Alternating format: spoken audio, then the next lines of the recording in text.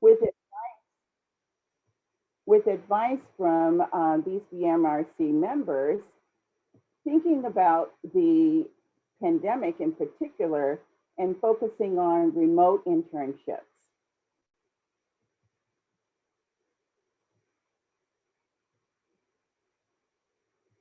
We'll start with, I'll have a little brief overview and history and overview for you. And then we'll move on for best practices for managing remote interns, general do's and don'ts, managing remote interns and mentoring. And then also, we'll have a little conversation about the BMRC Chicago History Museum intern experience and creating enrichment opportunities as well. After that, a recorded presentation by the 2020 Archie Motley Archival intern, alternative funding opportunities, and then questions and answers. I'll briefly introduce each person in that order. And so I'll get started. So the BMRC Archie Motley internship program launched in 2016 with a mission to develop and create meaningful and educational internship opportunities for upper level undergraduate students, graduate students, recent graduates in the field of cultural heritage management. We currently have focused in most recent couple of years on upper level undergrads for the most part, but that's the original mission. And I want to just say that often in reference to, I want to tell you a little bit about Archie Motley, and the program is named in his honor. And he, I'll tell you a little bit about him, but I just want to say often children are influenced by their parents as they're growing up, and by their parents and the exposure that they provide in their young years. And this is true of Archie Motley, the man that the internship is named in honor of. So let me share with you a little bit about his parents.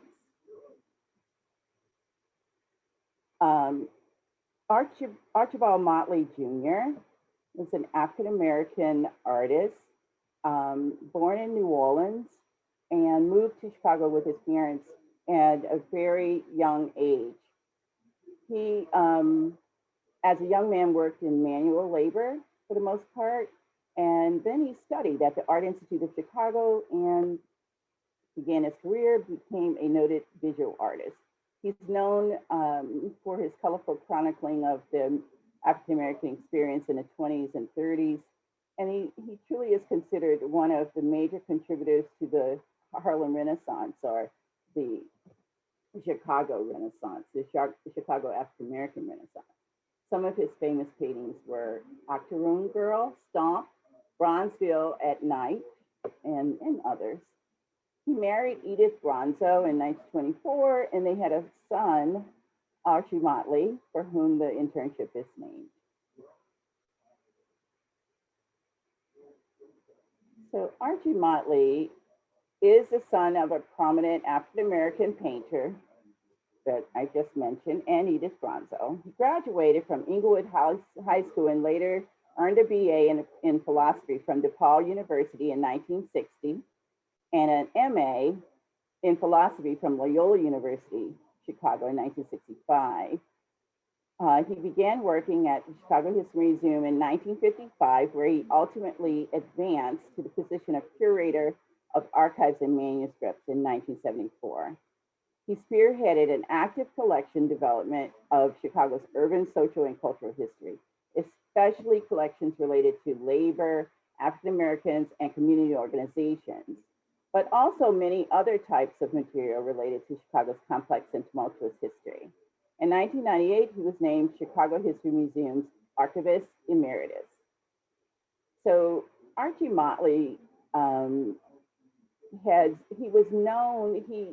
known for serving legions of researchers that came to the Chicago History Museum And he's known for maintaining always, no matter how demanding they were, a warm and enthusiastic posture towards the researchers that made demands of him and needed his assistance. It's a testament to his professionalism and intellect. Archie Motley was described by others, just to give you a little bit of information on how others thought of him. He was valued for his humor and his honesty, thoughtful and caring in a very non-intrusive but steady way, a buoyant force committed to democracy, progressive policies, and to access to all archival materials. He always took interest in the interns at the CHM and was a wonderful mentor in the most organic way. The archives profession, when he passed, it was said that we lost a passionate, one of our most passionate advocates. So, moving on to goals of the Archie Motley Internship Program. To provide a meaningful education opportunities for students and emerging professionals, to expose students to career options available in libraries, archives, and special collections, diversify the applicant pool for positions in cultural heritage management, and to support and foster work within the BMRC member institutions.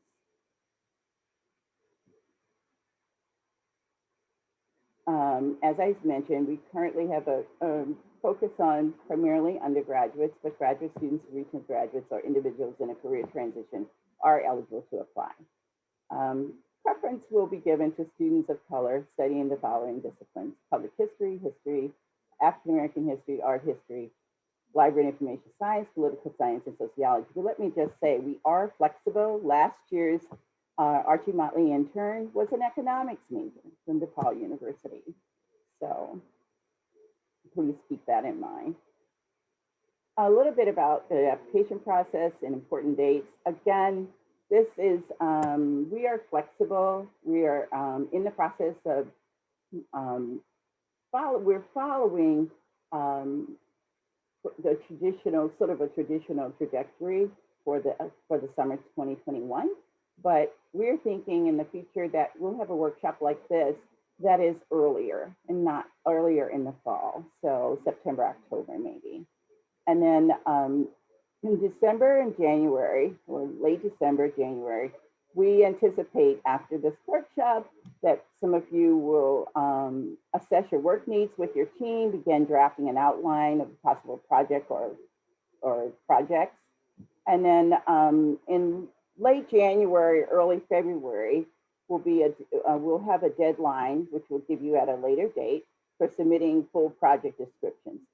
And I am working on an online form that will be on the BMRC website, and I'll notify everyone who has attended this workshop and others, so that if you're interested in submitting a project description, you can.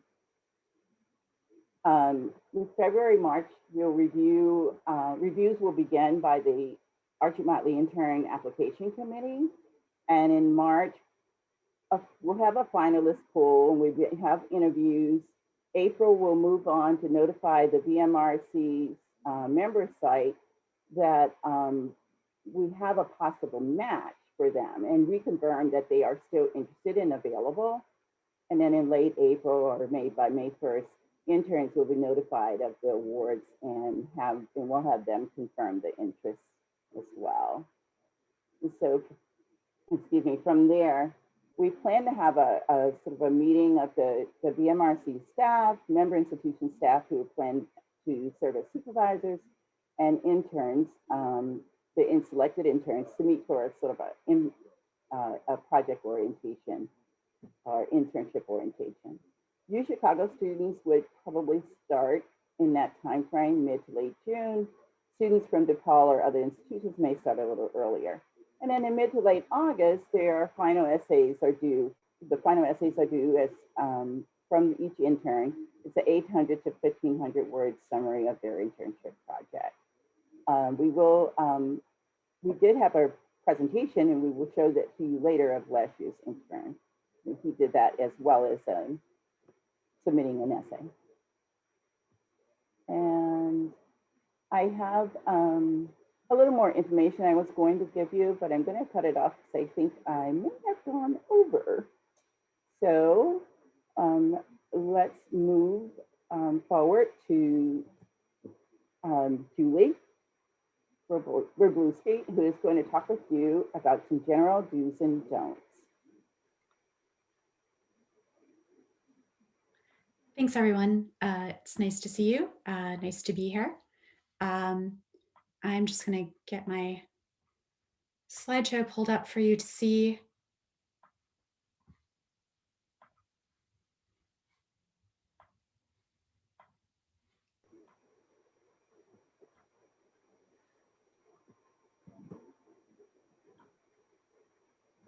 And hopefully everyone can now see this. So one of the dilemmas in the remote era in which we find ourselves is, what am I going to use to illustrate this? So we decided to just go with pictures from one of the projects that we have had our interns working on, because we figured that since we are all in the archives profession, we kind of like looking at each other's stuff. So here you are, some stuff to look at, albeit virtually. So a little background on our working with virtual interns. We actually pivoted to virtual interns fairly quickly this spring in March because we had some live and in-person interns from a local university that we had to sort of very quickly make arrangements for. And they were involved in working with our Sun Times photo collection. And that's the source for most of the images you're going to see today. So we got a little bit of a crash course in figuring out how to adapt to this, and then went on to host the Archie Motley intern this summer. And we have another crop of university interns this fall. We'll continue in the spring, and we will also be hosting an intern through the Smithsonian, most likely virtually as well this summer. So we're kind of diving right into this. So we have definitely learned some things, some of which, are the same as what we would always do with an internship. That being, you do really want to think about picking your project wisely and really thinking about what's going to lend itself well to a virtual experience.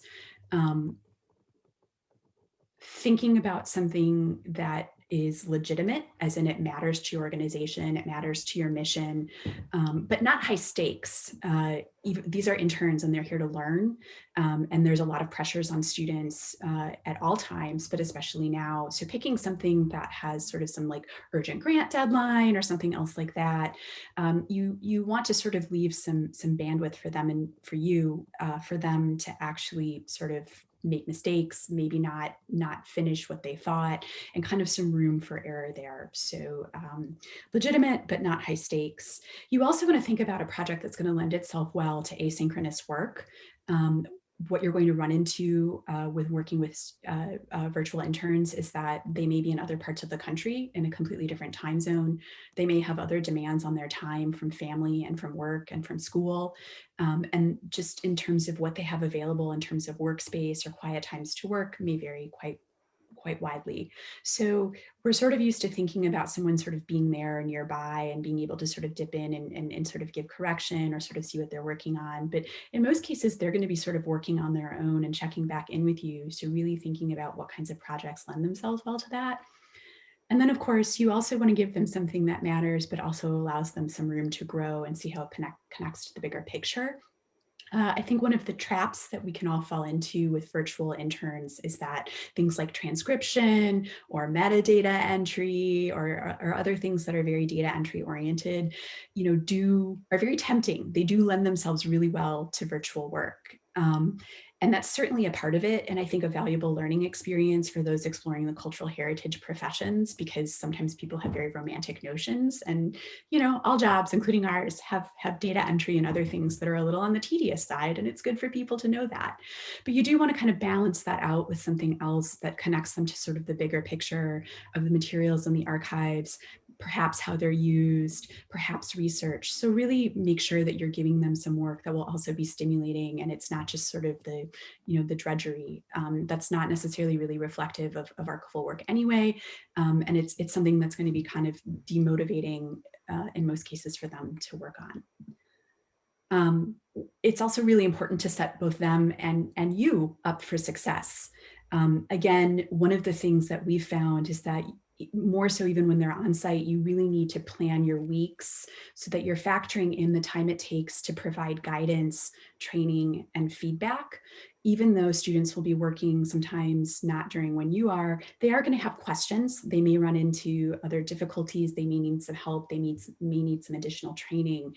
And so while in a pre-pandemic situation, they might be sort of down the hall or in the office, and you can sort of, a couple minutes here, a couple minutes there, answer a question in passing.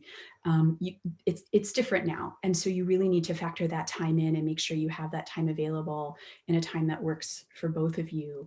And also think about the communication channels. Do you want them to save up all of their questions for when you check in? Is it okay for them to sort of text you or email you as things come up? How you want to make that work? Because of course you really want to allow for them to keep learning, to ask those questions, and also kind of have some opportunity to make mistakes as needed.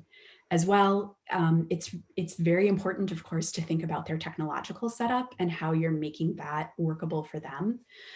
If possible, consider what you might be able to provide to them to help accomplish these tasks, because having access to certain qualities of technology can be an access and equity issue for people looking to do these internships.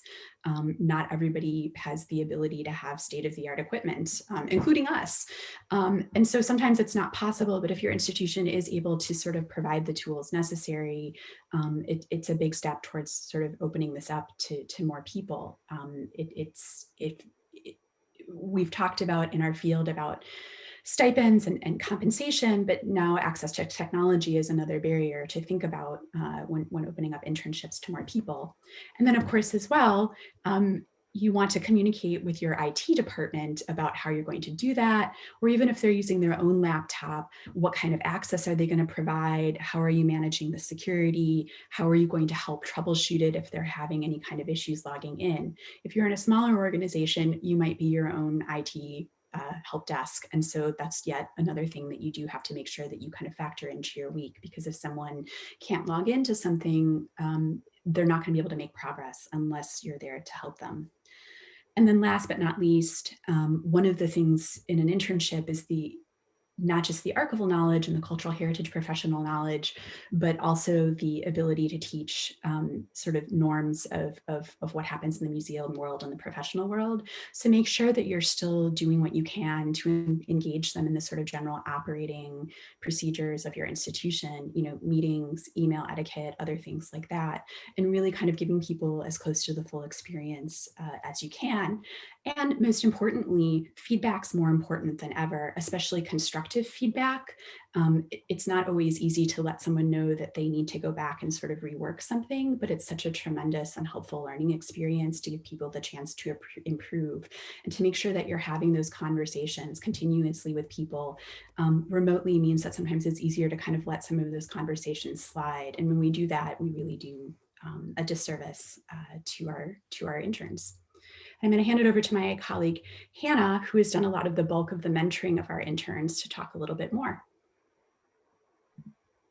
Hi all, I'm Hannah. I'm the archivist for visual materials at the Chicago History Museum. So I just want to talk in a bit more detail, like Julie said, about managing and mentoring remote interns. I typically have between 4 and 7 interns each semester. And in regards to scheduling, each of the students commits to working a certain number of hours per week, but they do have the freedom to work these hours whenever they want to. I had students in 3 different time zones last semester, so this flexibility was really crucial for their success. Along with that, make sure that you are making your availability clear to them as well. So my students know that they can work their hours whenever they want to, but they know that my availability for support is Monday through Friday, 9 to 5 p.m. Central Standard Time kind of window there. I also documented our workflows in detail and made these documents available to the students to reference throughout the semester.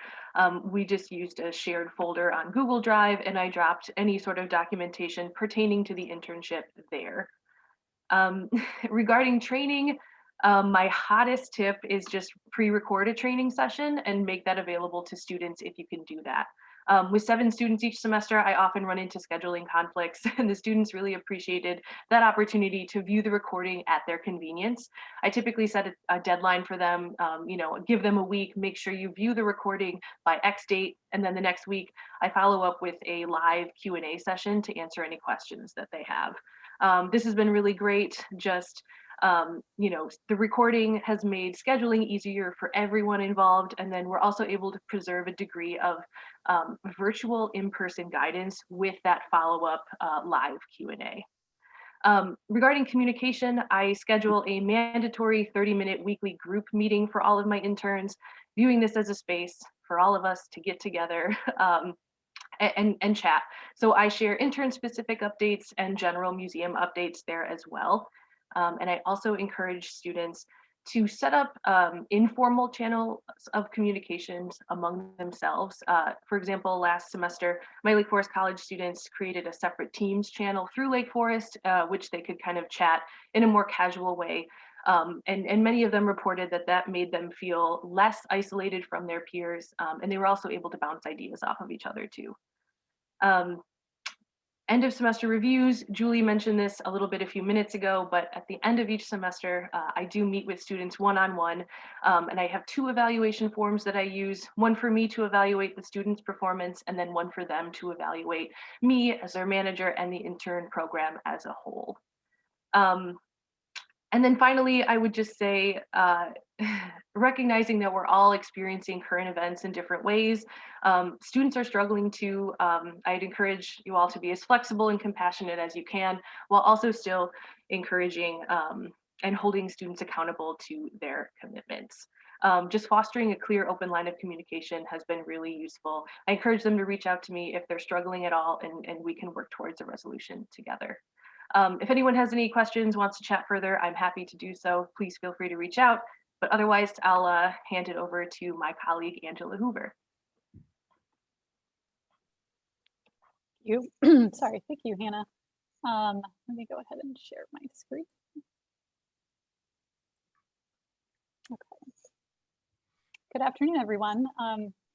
I am Angela Hoover, and I'm the Rights and Reproductions Manager at CHM, which means I manage all things related to reproductions of our collection, including the digitization process, copyright and permissions requests, and oversight of our digital asset management system.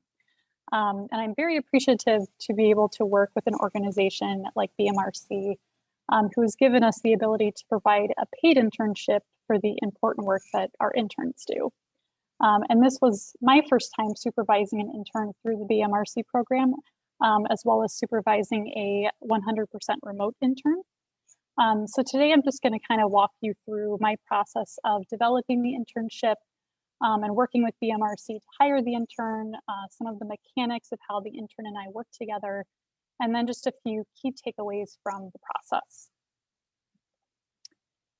So the first step in the process was just sort of figuring out what the internship project would entail. A couple of questions that I asked myself. One was, how will this be different than an in-person internship? And 2, what opportunities does this new format present? And are there projects that lend themselves better to this kind of remote format? So the project I landed on in the end really was a project that we felt was strongly was important, but also didn't require any work on our end to kind of try to convert it into a digital only project. We've done quite a bit of digitization over the past few years, including a large collection of negatives and slides by the photographer Rayburn Forlage, who documented the blues and folk music scene in Chicago in the 50s and 60s, including scenes of the south and west sides of the city that we didn't have represented in our collection at the time. And for many images like the one you see here, the photographer, just sort of referred to the location as south side of Chicago. So can we, research and kind of enhance that location information to make these images more discoverable? And you'll see my intern, Jeru, talk in more detail about the project later on in the meeting. So once I determined the project and the logistics, I created a brief internship description and sent that off to BMRC. And from that point, BMRC handled the posting of the position and the entire interview process, and then sent us the resume for the final candidate of choice before the candidate was notified, just so that we could, kind of come to an agreement together, which, we very quickly did.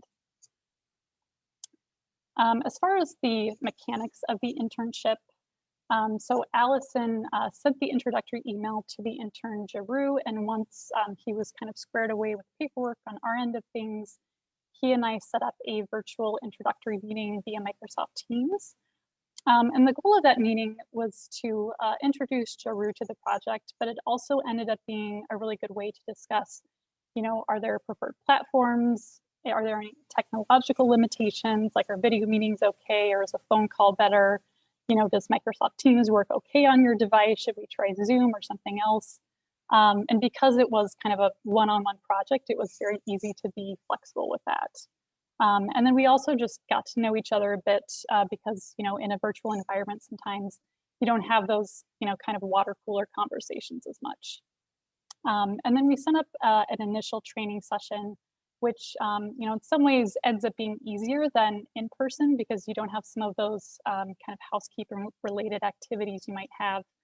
If someone was coming on site, you're not needing to give them a tour of the building or introduce them to other staff that they're working near, showing them the lunchroom, things like that. And then we set up a weekly check-in meeting just to make sure that Jaru was hitting his hours, time for him to answer, or time for me to answer any questions he had about the work, and then left some time at the end for some more general professional development questions, just about museum work that he had. And it's hard to kind of keep track of emails sometimes, so we created a digital space in Google Drive to put all of the workflows, a document with a list of digital resources, the hours spreadsheet and such. There's not that opportunity that you have with an in-person internship for, that intern to stop by to ask questions. So it was important just to keep all of that information in one place that the intern could access easily. And then we created a schedule with a couple of big milestones that had to be reached. And we did leave this flexible because, Jaru had kind of a busy schedule, but also, as Hannah mentioned, it's a tumultuous time for everyone. So just trying to be understanding of that too. And then at the end of the internship, I filled out a brief evaluation and then sent that to BMRC, and Jaru did a presentation on the project, which again, you'll see later in the meeting. And finally, just a few key takeaways from my experience. One, I would suggest providing a more casual communication method other than email, which Hannah also mentioned. Anything with kind of a chat-like feature like Slack or Microsoft Teams or GChat. From the comments that the intern made, it was clear that he felt like emailing was a really formal way of communicating, and felt like emailing too much was sort of bothering me. So, we tried to find a way to communicate more casually, like they would if they were in the vicinity of your office and sort of stopped in just to ask a quick question. Two, I would, depending on the intern and their schedule, just encourage the intern to work a set schedule as they would for an on-site internship, particularly if the intern has other obligations like school or a job. It's difficult to juggle all of that in a non-pandemic world. And, when you're not obligated now to go in somewhere to perform the work, it can be difficult to sort of make time to do that. So having that set schedule ensures that they're hitting their weekly hours and staying on task. And finally, I would find ways to virtually connect the intern with other colleagues so they have a more rounded experience. So for example, I invited Jaru to a few meetings, including an all-staff meeting, and set him up with an informational interview with a colleague. But again, without being on site, it may take a bit more encouragement for the intern to join the meetings. It can almost be more intimidating virtually because you're not there to kind of take them to the meetings and make those face-to-face introductions with people. So I think a bit more encouragement is good in that way. Yeah, and overall the experience was great, especially now with resources out there for remote internships, and being able to work with a really great partner like BMRC, made the experience very easy and valuable for the intern. So thank you for having me, and I'll hand it back to Allison.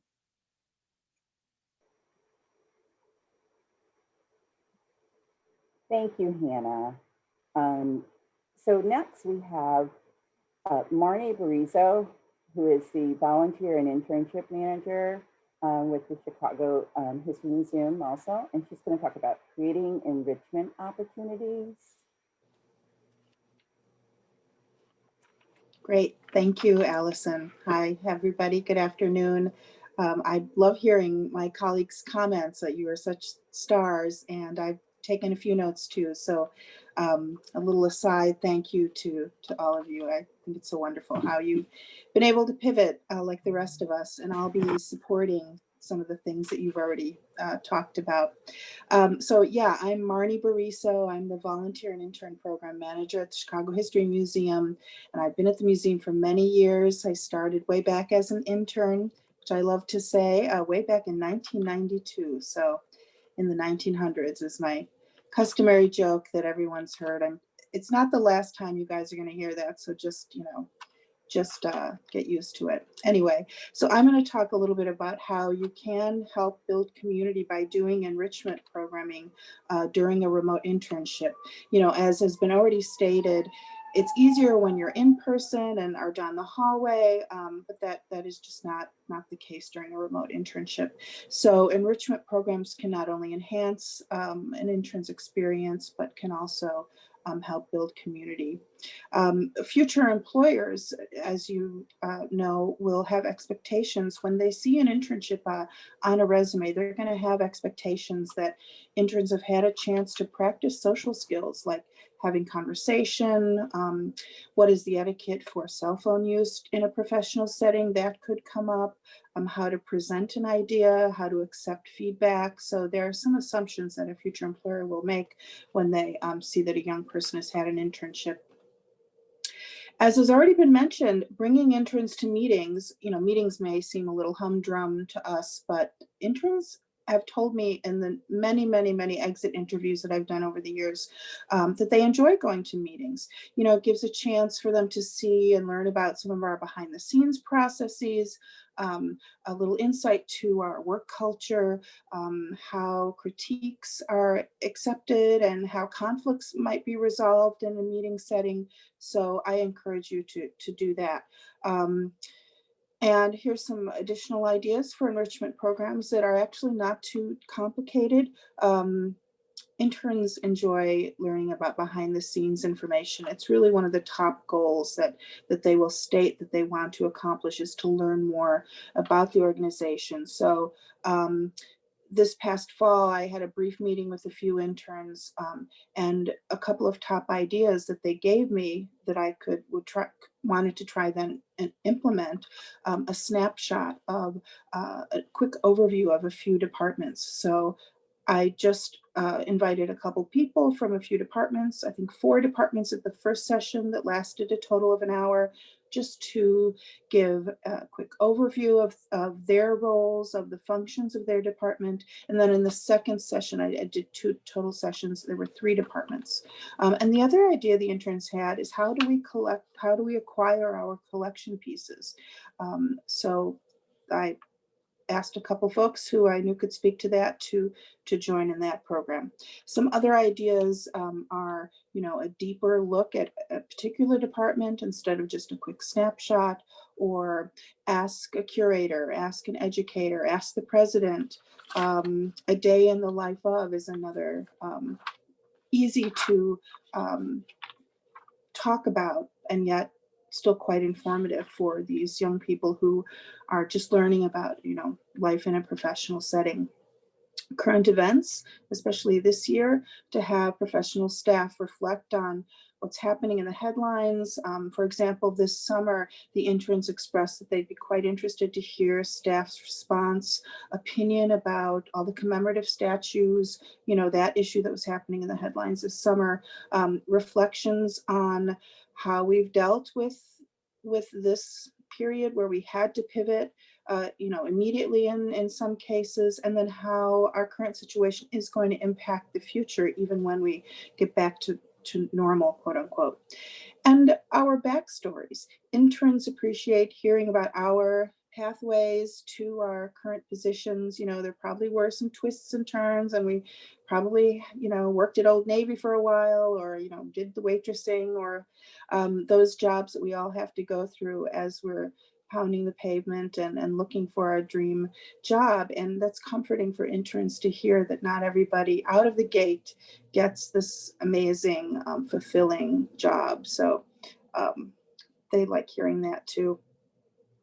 I think Angela already mentioned informational interviews, and this is something that during an in-person interview, I just strongly suggest, but during the remote internship, I had an expectation that interns would conduct at least 2 of them.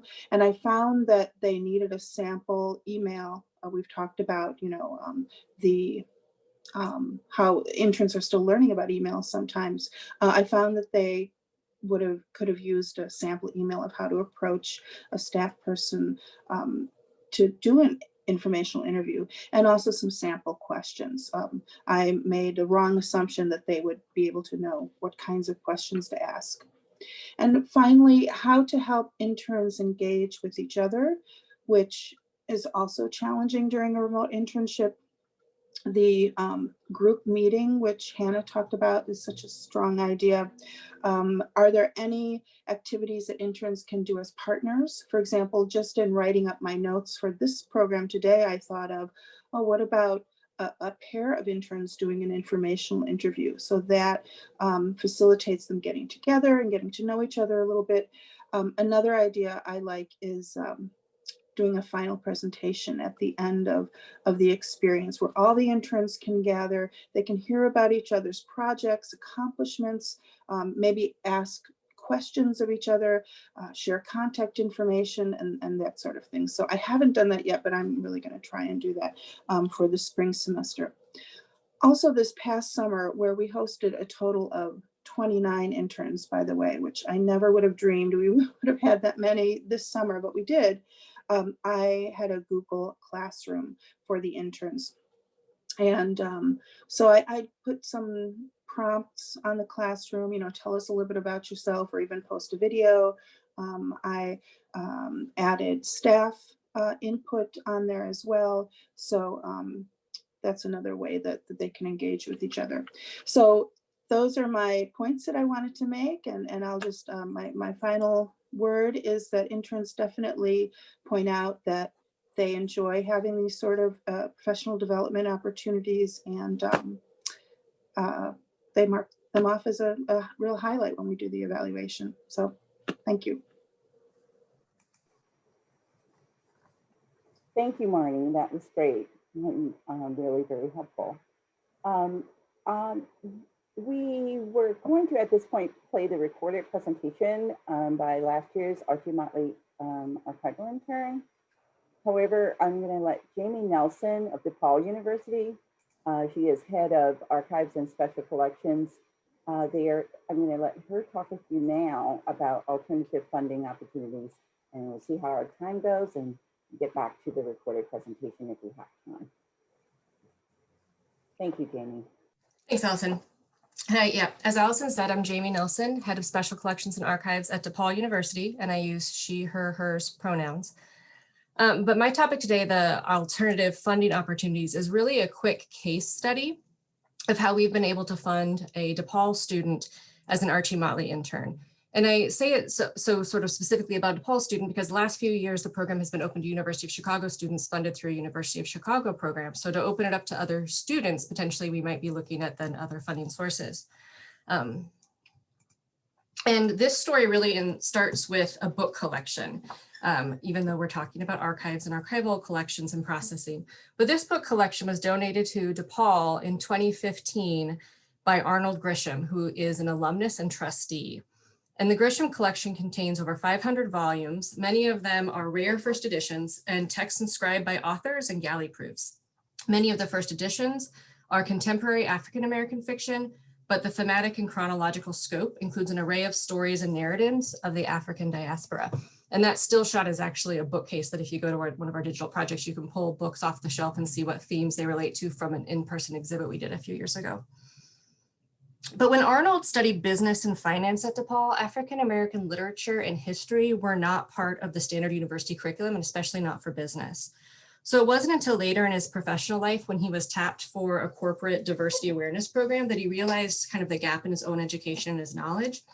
And he started to read widely on the African-American experience through both fiction and nonfiction. And then it was a gift from a fellow DePaul alum of the 1927 edition of Autobiography of an Ex-Colored Man that inspired Grisham to begin his own book collection. So these two experiences had a profound impact on him. So he followed up his 2015 book donation with a cash gift that then had a deadline from the university for spending it. And in our conversations over the years, Arnold told me he wished he'd been exposed to history and literature of the Black experience sooner. And he also was concerned about the accessibility of his own books, you know, before he donated them and even after he donated them, because they're in closed stacks as part of special collections.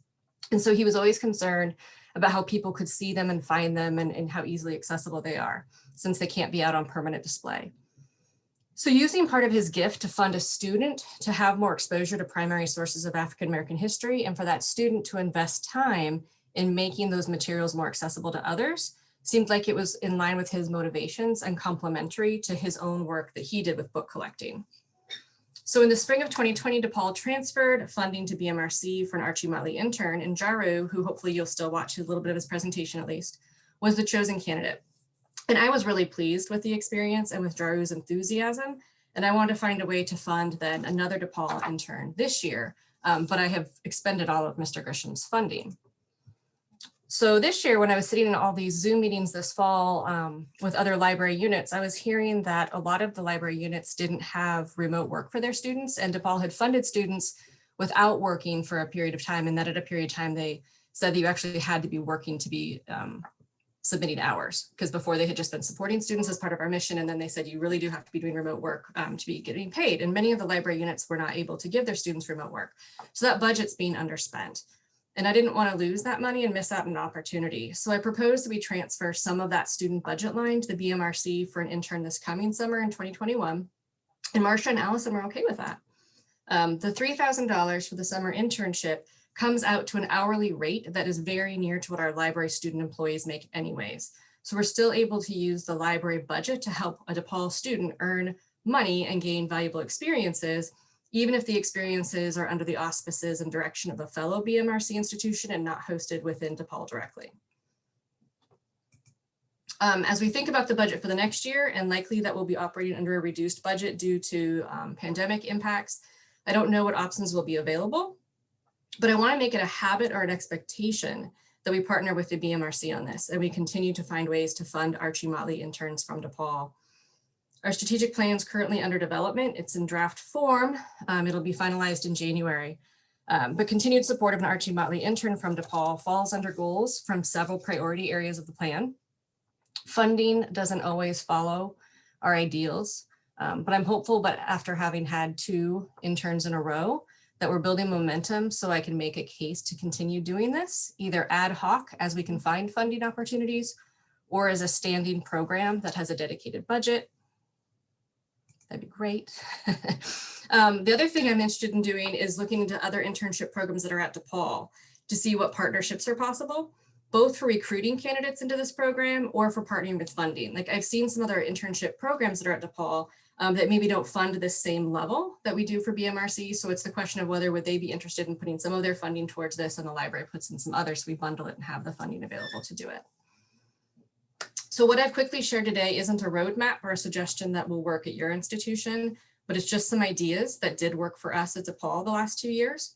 And you know, neither of these years, the money wasn't earmarked for the BMRC. It was just that I saw that there was some money and I had some compelling reasons to transfer it to this purpose. So I hope it's given some of you who are watching this some ideas of what you might be able to explore in your own settings. I don't know how many students Allison wants to be managing at a time, but I do think a collegial experience with a lot of students together, from what we just heard, you know, is really ideal for them to be able to make those relationships with each other and not just with the staff at their institution. And we all have collections that need attention. We all have experience working with students and volunteers. So I'm hopeful we can expand the funding pool and the projects for Archie Motley interns going forward. And if you have any other questions or follow-up, please feel free to get in touch with me. Thank you, Jamie. So I think I have time because the presentation by last year's Archie Motley intern, Jaru McCulley, who is a recent graduate of DePaul University, class of 2020, econ major, and is currently working as a research assistant at a marketing firm here in Chicago. So it's just about 3 minutes, if I remember. So I'm going to go ahead and try to get that going. And whoops, oops, hang on. Okay, so let me share my screen.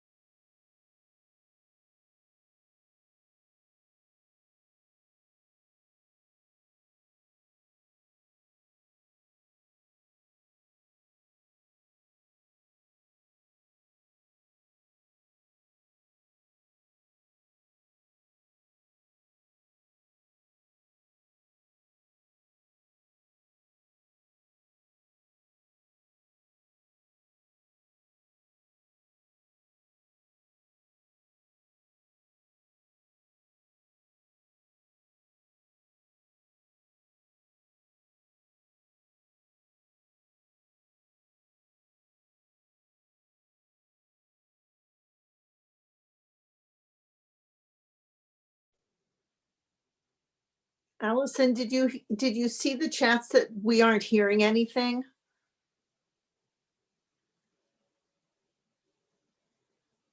I'm wondering if it's because you're muted and it's sharing from you.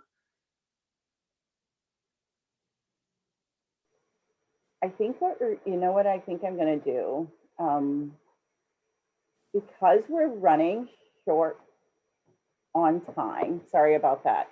I think I'm going to not continue. Some of you may have heard a little bit of it and others not.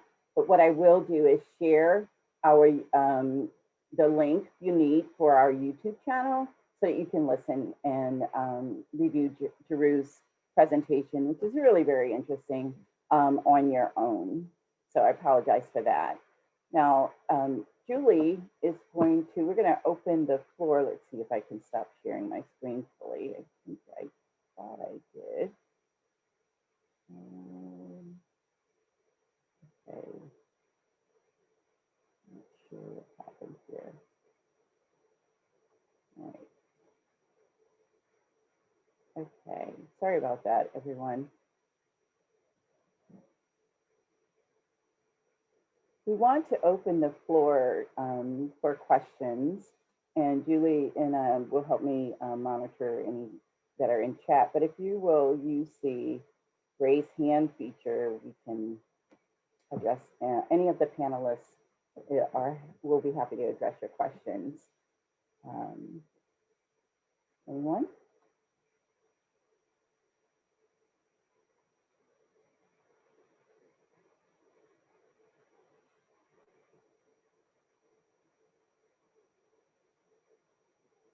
No questions. Any comments or thoughts? How are you feeling about what you've heard?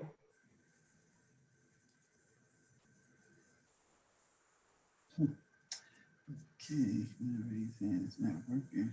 All right.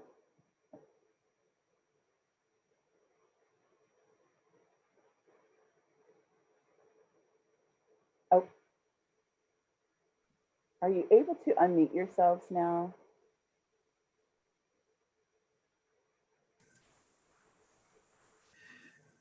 Can you hear me?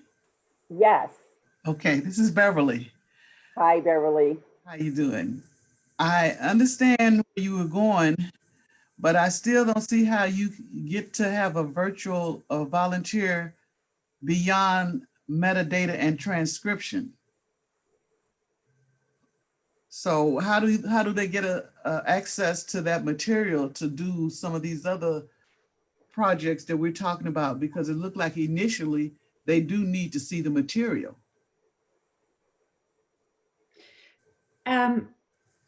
Beverly, that's a good point. And so we do, at least at CHM, what we've done is we've used what materials in our collection are at least somewhat digitized, even if informally. Sometimes that's images. Since we're a museum, we also have objects. But even if it hasn't been sort of formally scanned, you know, since those of us who might be in and out periodically, if we're even able to sort of take snapshots and send it to them. So we've also involved them in research and also looked at some of the interpretive work that we can do around this, like blog posts, putting together sort of mini digital exhibits. If you go through our website, you can see some of the ones that people have put together. And then there's also, I'm gonna just getting the link up, but in particular, we've been working with some students at Lake Forest College, and they've put up together sort of some digital exhibits at the digitalchicagohistory.org link there. So, you know, it depends on your organization, but I think it's about thinking about how can they sort of go further with some of the materials in your collections and what kind of representations of those collections can you give them to work with. So even if they can't be there to actually sort of handle a document or work with it, can you give them some kind of a digital facsimile or something else that they can actually use to kind of dig in to the context and the content of that material and perhaps do something interesting with that. So. Hannah, I don't know if you want to add anything to that because you've been kind of working with them, but I know one of the other things that we've thought about that we've kind of noticed too is that, you know, since we're often working with traditionally aged undergraduates, the chance to learn to write for a new audience, a public history audience in this case, has also been a valuable experience. Students are mostly coming from, you know, like high school papers and college papers, and that's not really the bulk of the writing that the rest of us do. I mean, we might sometimes if we're in an academic setting, but, you know, learning to write for, you know, the general population and doing sort of a 400 to 500 word blog post that's written, you know, we usually shoot for an 8th grade reading level so that it's widely available to the public, is a whole new sort of skill set. It's an acquired skill, you know, for all of us. And so it's one of those things that kind of gives them an opportunity to stretch some extra muscles. So.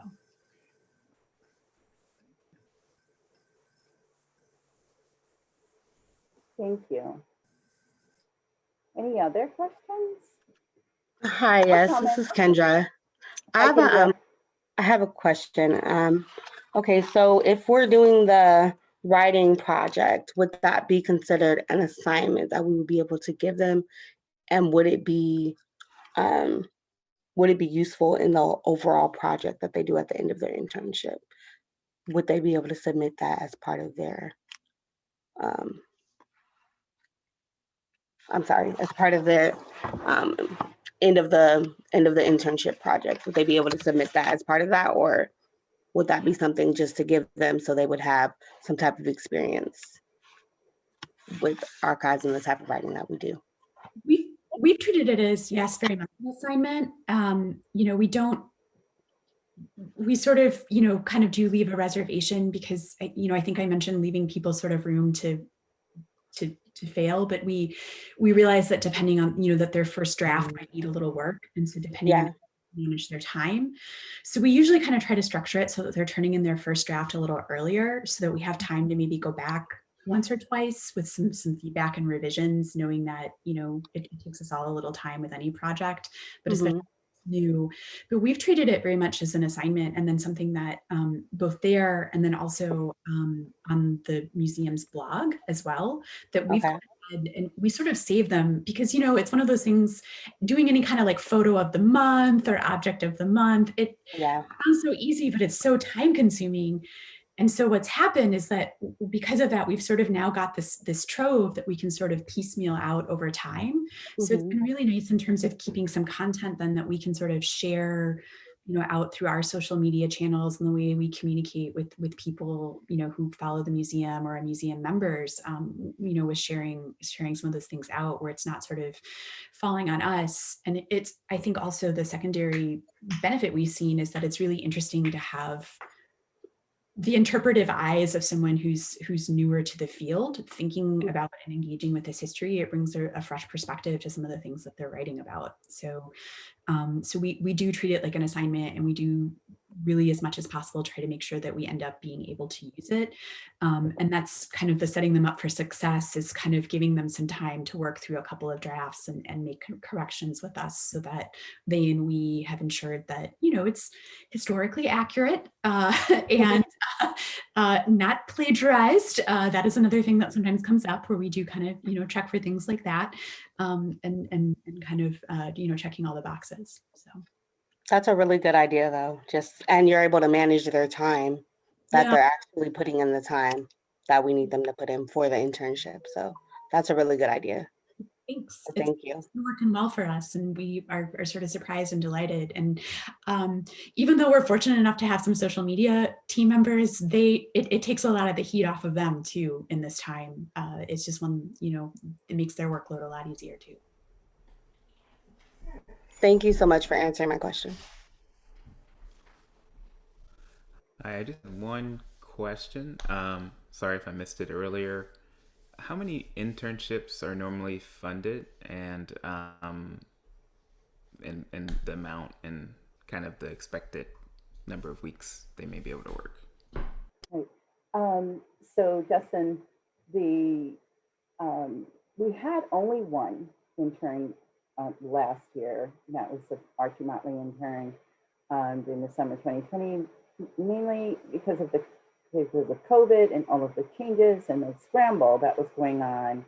But in partnering with the U Chicago Odyssey Scholars Match Program, just run by our Career Development Office, they don't actually give us like a sort of a limit, but we can't take up all the space, so to speak, as an employer hiring up everybody. So I don't know that we have a limit, but there was a time when we had, through the course of the year, kind of staggered. Prior to my being a part of the BMRC, I think there were at one time as many as 4. Now I do look to grow the program, but in the midst of a pandemic, it's a little challenging to grow very much. But that gives you an idea. And Marcia and I are going to be talking about that a little bit more, looking a little bit and talking with members as project ideas start to come to us, et cetera. And because we do want to grow it, and we don't want to leave anybody out who's interested in participating and hosting one of our interns. It's such a great experience. So. And correct me if I'm wrong, I think it's 200 hours that they do, right? Is yes. Expectation? So 200 hours. That's correct. I'm sorry. Mm-hmm. And so I think that can get, I don't know how people have done that on their, you know, at each site, but I think that has some negotiating with the intern host, right? Whether it's a 20-hour week or a 35-hour week. Correct. How that breaks down. What the student's doing. Mm-hmm. How the 200 hours breaks down is, you know, worked out with the supervisor and the hosting institution.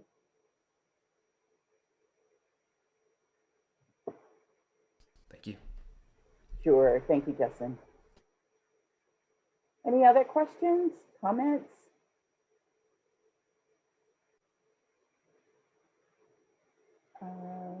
Okay. Let's see. I think then we might, if there are comment. Oh, okay. Maybe great. a question, but I was going to say too that one thing that's occurred to us, I think Angela referenced it, of like what new opportunities does virtual sort of open up for us. And I know one thing that I am interested in hearing about is that if there are others who start to have virtual interns that are sort of BMRC affiliated, even if it's not through the Archie Motley program, but you know, even other programs that you're working with, that I'd be interested in learning about that. So we also have the opportunity maybe to connect interns with other interns at other institutions to kind of share that experience. So I just wanted to kind of put that out there, that we would be very interested in hearing if anybody does pursue that, just to kind of maybe widen that network for them a little bit. We will definitely keep you and other BMRC members who plan to host informed, and I'm continuing to think about ways to create an atmosphere where we're sharing. So yes, definitely, Julie, definitely want to do that. Other questions or comments?